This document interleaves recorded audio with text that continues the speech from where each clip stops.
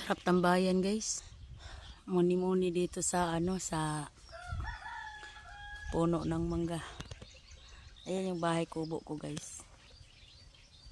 Sarap sa pakiramdam, guys, yung bang utak mo nare-refresh dito. Sobrang sarap sa feelings kasi ang hangin napakasariwa. Ako lang mag-isa, guys, pero andyan na-enjoy ako sa mga tanawin, guys. Ayun oh. Na-enjoy ako sa mga manok. Mga manok. Maybe 2 to 3 months from now, guys, pwede na ako makaihaw og manok. Manok dre pakita na ako ninyo, guys, ha. I mean 2, I think maybe 2. Na ako mga manok ay. Pero kana mo na akong mga kuan kanang padamuon pa ba. Di adiri ang kuan pag mo dagko na ni sila. Pag mo dagko na ni sila na mga piso. So I think 2 to 3 months from now, ayan ang kat-kat na. Makaihaw na kani, guys.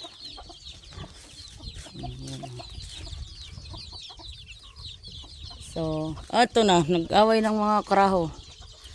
Ito yung libangan ko dito, guys. Kahit ako lang mag-isa, hindi ako nabuboring. Ito pa, si Hershey's. My husband call her Hershey's. Kare. Lingawan ako sa bahay kubo. Ang daming mga magagandang tanawin dito, guys.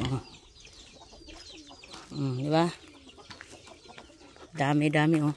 Yan, hindi ko yan sila galawin kahit malalaki na sila kasi sila yung producer to make kanang baby kay para mudamo akong mga piso kay uglabtan na ako sila wa na ko piso nga mahimo. So we have a dog. Her name is Blaine. Hi, Blaine.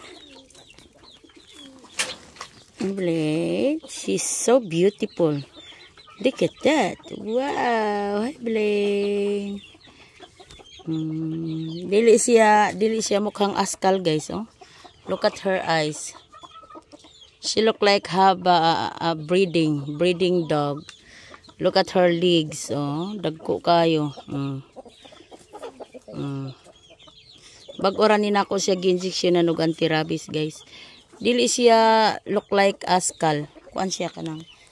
She looks so beautiful dog. Dapa ko dari mga 3 titito ko. Dari 5. Dari 6. No, I think 5 ba sila? 5 kariday mo unom. Matkat na sila. So, kini sila, mga 2 months from now, pwede na ni sila. Katong uban, dugmati pa. So, just want to tell you, guys, magsipag ka lang dito sa bukid. Hindi ka masiro talaga dito. May pagkain ka. May libangan ka. Diba? God bless us all. Bye-bye.